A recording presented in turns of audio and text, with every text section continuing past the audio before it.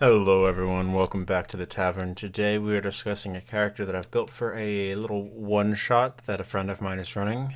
We are playing through Death House, a slightly altered version. He told us to build third level characters as opposed to the first level that you are commonly using to play through Death House when playing Curse of Strahd or going into the Ravenloft campaign. So I have built this character. I've named him Epri of the Light. And you'll see the build right away. We have a Life Cleric 1 and Circle of Stars Druid 2. So we'll get into the build in a moment. And if you're looking ahead at the spell attacks, there's definitely some interesting things in there. So I'll get into all of that. So first up, we're going to pick the human race, and we're going with the Mark of Sentinel Human here. That's going to give us a +2 to Arcana and +1 to Wisdom. We get a D4 bonus on an Insight and, more importantly, Perception checks. Once per long rest, we get the shield spell, which is fantastic. And then once per long rest, we also get to interpose ourselves hit by attack that might down an enemy, or maybe if down an ally, or if the ally is making death saving throws and we want to protect them, we can take the hit instead. We also get the spells of the mark. If you have the spellcasting or pack magic class feature, spells of the Mark of Sentinel. Spells in the Mark of Sentinel spells table are added to the spell list for your spellcasting class.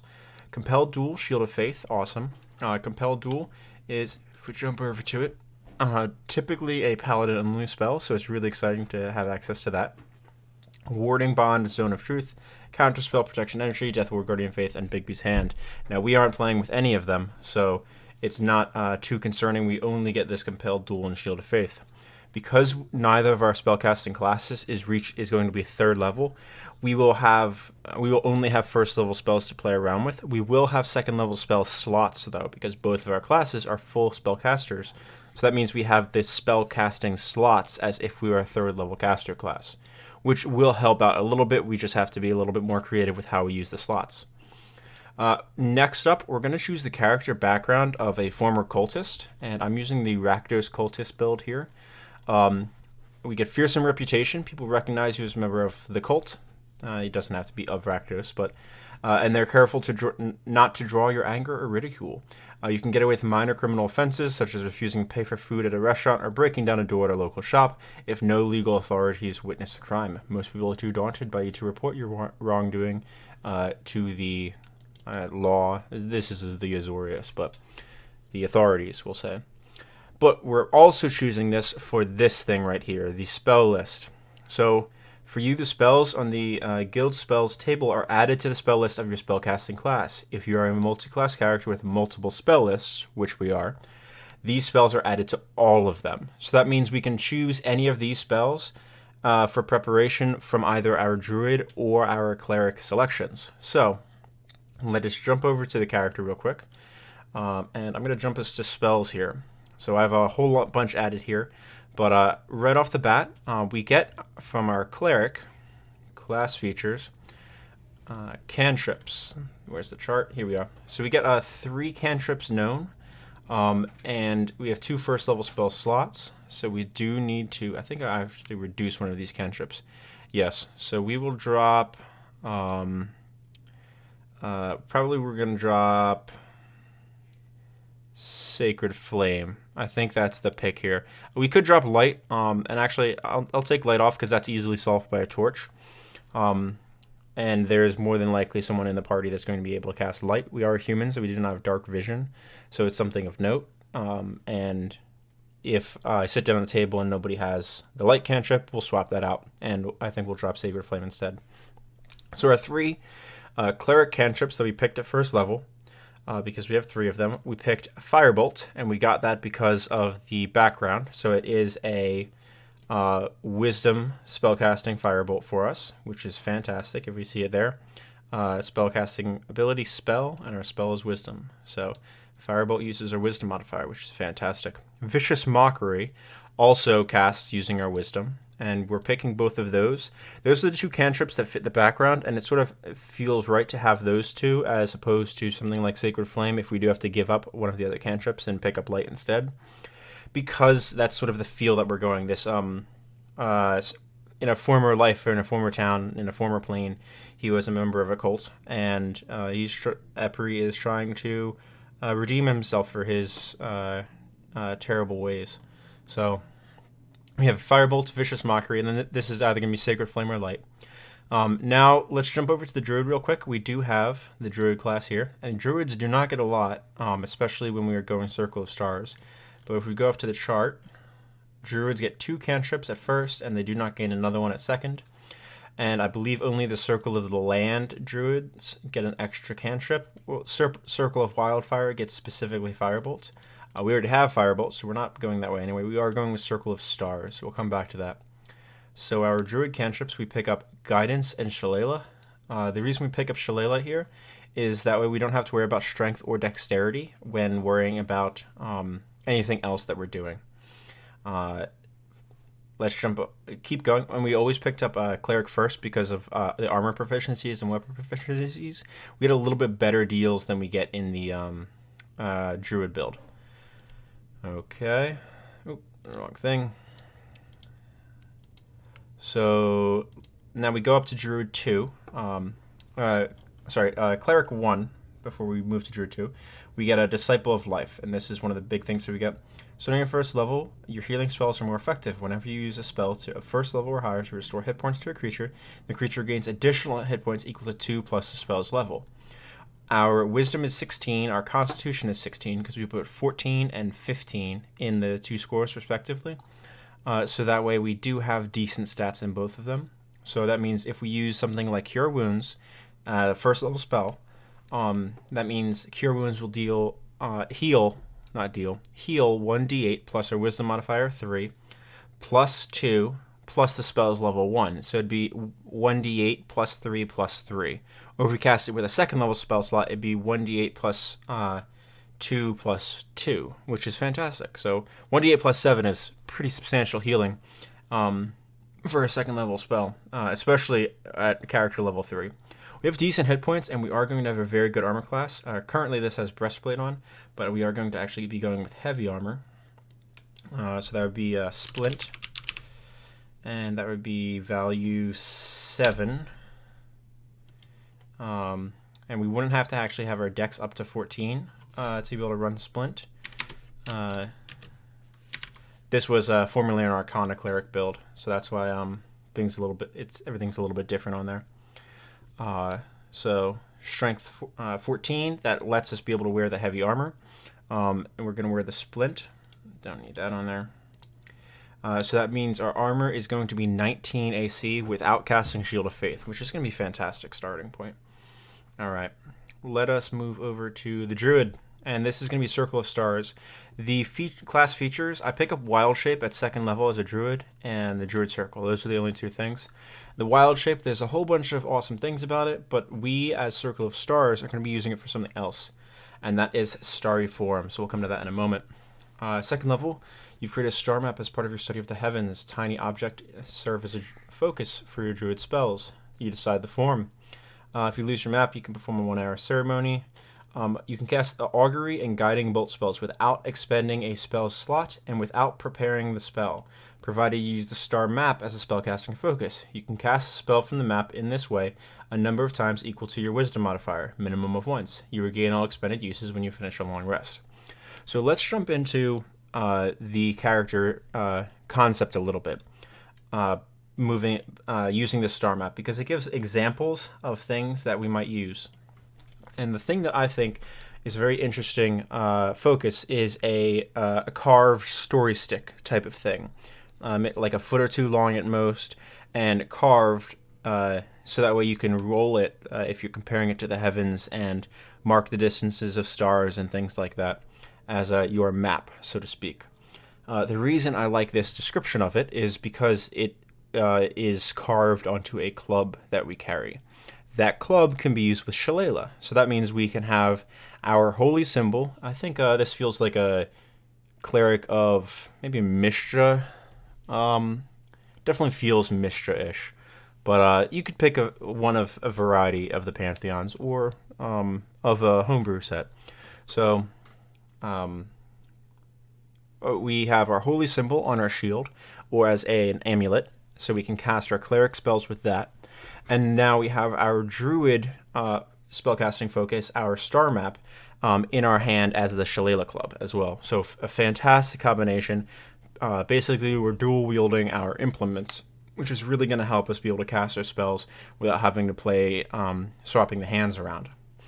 The reason that I went with the Druid 2 as opposed to Cleric 2, Druid 1, I think the star map and starry form gives us more utility than it basically only gaining the channel divinity features of our class and subclass out of Cleric. If we take a look at Cleric and go down to the life domain, we regain Disciple of Life, Preserve Life, which would heal number of hit points equal to 5 times your Cleric level. Divided among. So we would have Cleric level 2, so Preserve Life would heal 10 hit points across everything. And we already have Disciple of Life to help out with the healing presently. So I don't know if we need this. We also get the free shield spell once per day from our racial feature from being a human, this Guardian Shield ability.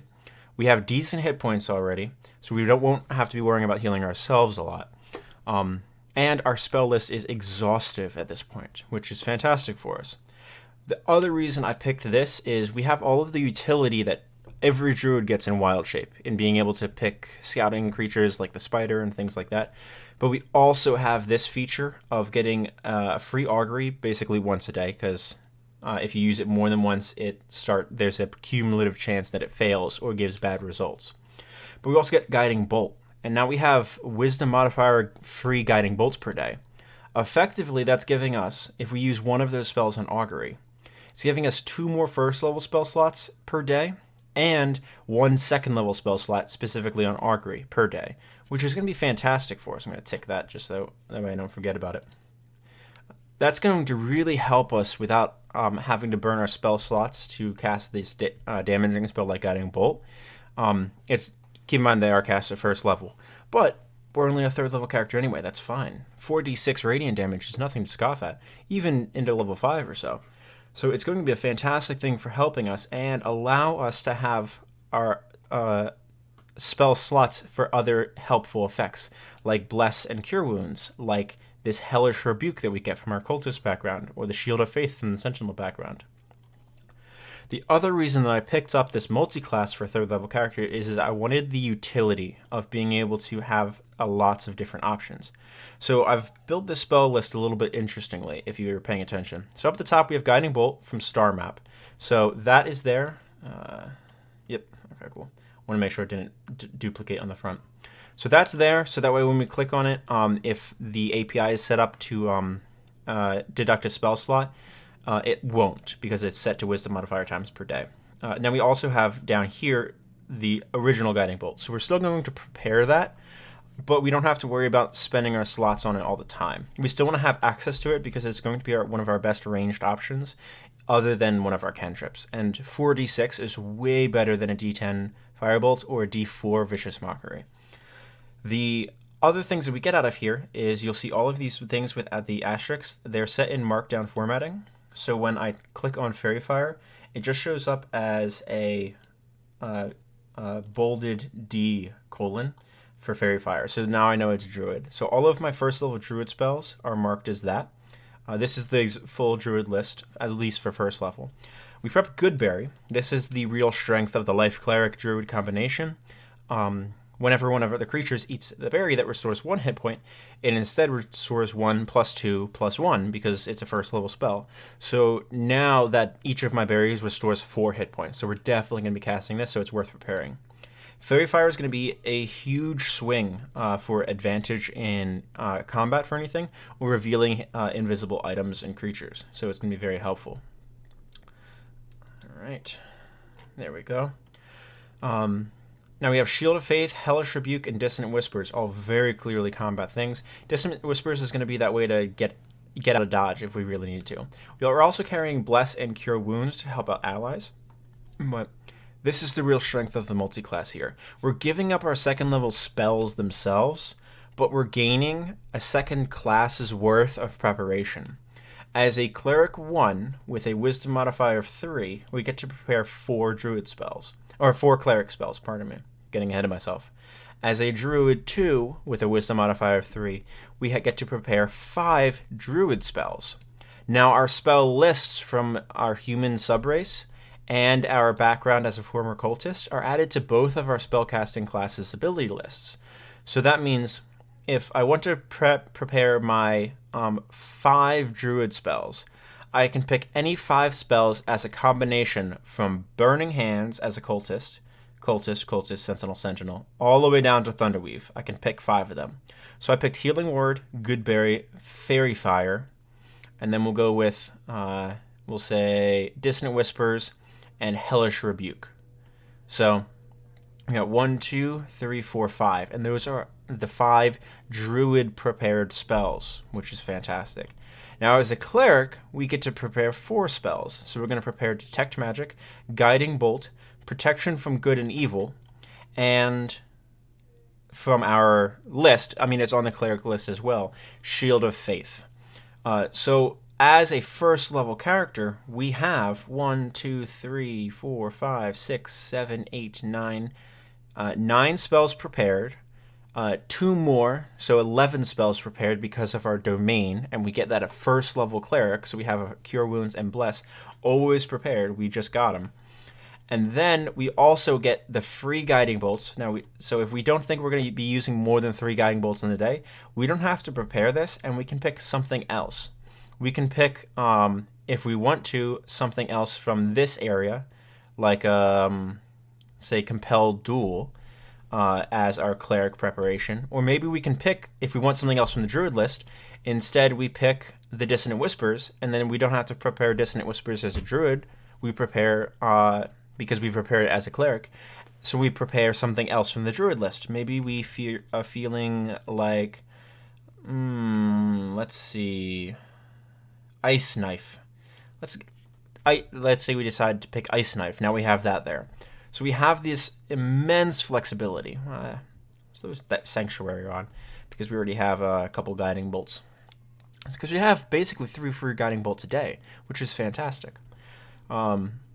So that would be 7 first level spell slots and 1 free second as Augury, and then 2 more second level spells. Those 2 second level spells can be a Healing Word and a Goodberry, or it can be that Hellish Rebuke at second level for 3d10 fire damage, which could be huge and totally annihilate an enemy that hits us if we want to.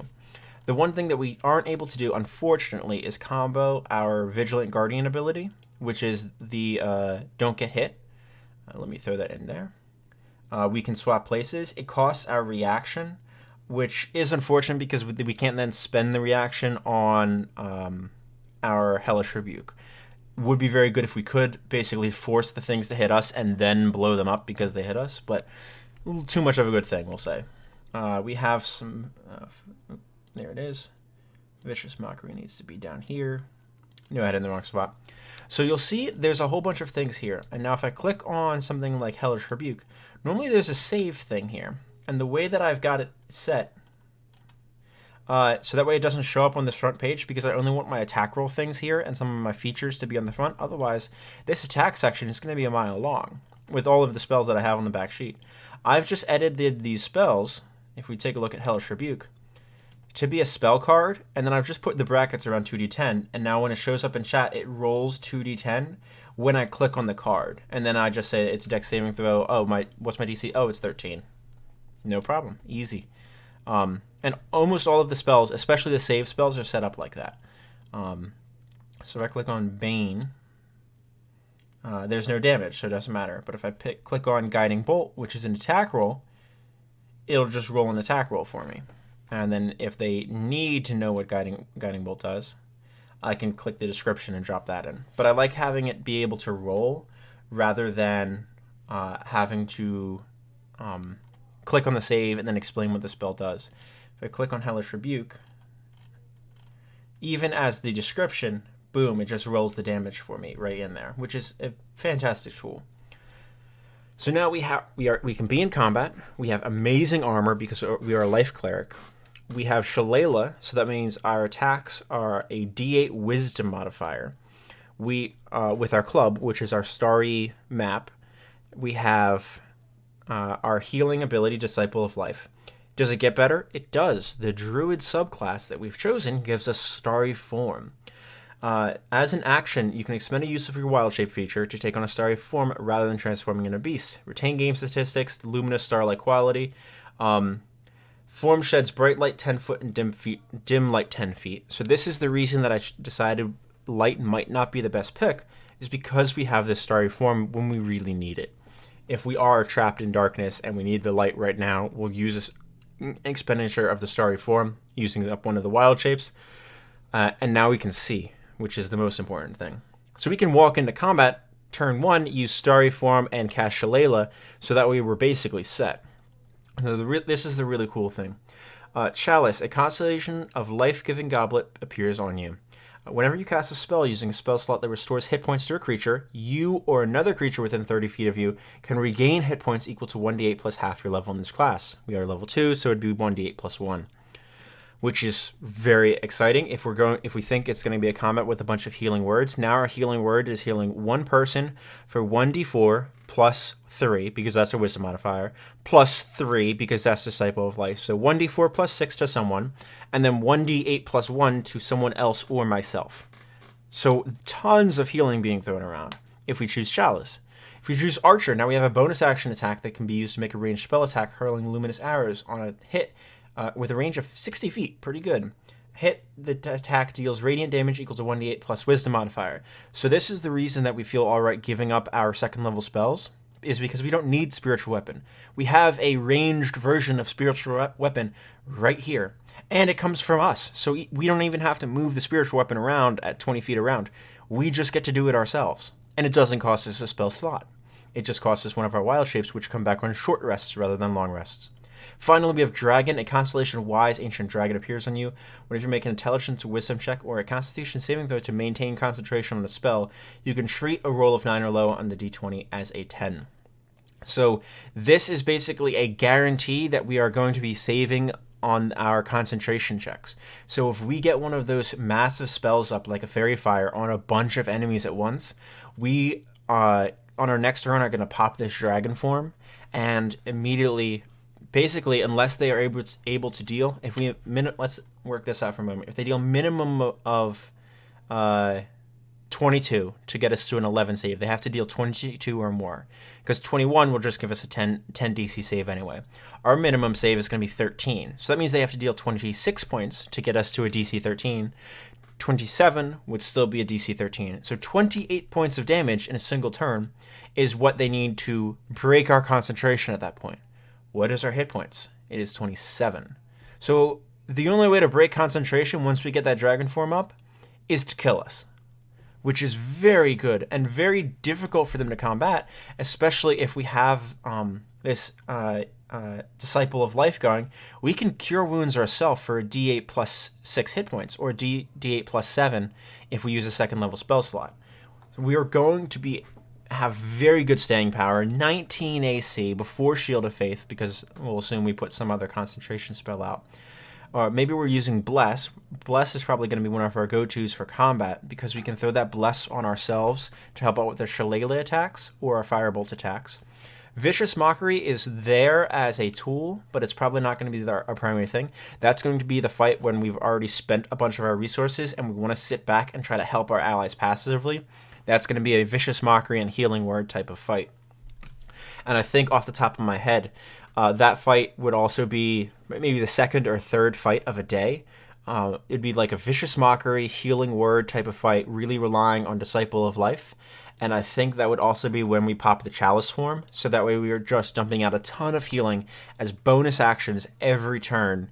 And then we're using the Vicious Mockery to give disadvantage on attack rolls against ourselves or allies. So that way, not only are we able to heal damage a lot, but we're able to prevent it proactively, which is one of the drawbacks of a Life Cleric. It's hard to prevent damage, but it's harder to heal damage. It takes much more investment to heal damage after it's happened, and sometimes you don't have the opportunity to. The person dies. But when you can prevent it and heal it at the same time, between the Vicious Mockery, the Disciple of Life, the starry form of Chalice, you're going to be helping that party survive. The go-to that I think I would do when we're starting this one-shot is cast Goodberry at first level, collect 10 berries. If we have 5 people, give each person 2 berries. They each heal 4 hit points. Fantastic. That cost me 1 spell slot, of which I have technically 7. It's just 3 of them are guiding bolts, or 6, where 2 of them are guiding bolts and 1 of them is an augury upcast. But it costs 1 of those slots, and it's going to heal 40 hit points for a first level spell. Cure Wounds, rolling a max, is going to be 1d8, so 8, plus 6, 14. It's not going to heal as much. It just costs an action to eat a good berry or feed a good berry to someone. So what I'll just tell the party is, hey, here's these. Put them in your placard pocket. So that way we put 1 of them in your placard pocket. The other one we don't care. Whatever you do, don't touch the one on placard pocket. That is the one that we feed you if you pass out, and we need to get you back up in a hurry. Now we run over to our ally who's down, and instead of having to spend a spell slot, I just pull a good berry out of the pocket that I know where they put and stuff it in their mouth, and now they've been fed, heal 4 hit points, and they're up, which is fantastic. Our high AC is going to help us be able to survive while moving about the battlefield. I'm really excited to play this. We give up a whole bunch of second level spells, and you'll see there's other domain spells on here. Like I said, this was an Arcana Cleric build, but I'm not worried about the other domain spells because we're not playing at higher levels. I don't have second level spells, so I don't need it on there. I'm really excited this. If you have any questions about the build, I'd love to hear from you. Don't forget to like, subscribe, and share my content to anyone you think who might enjoy it. I really do enjoy reading the comments and getting back to you when I do have the chance.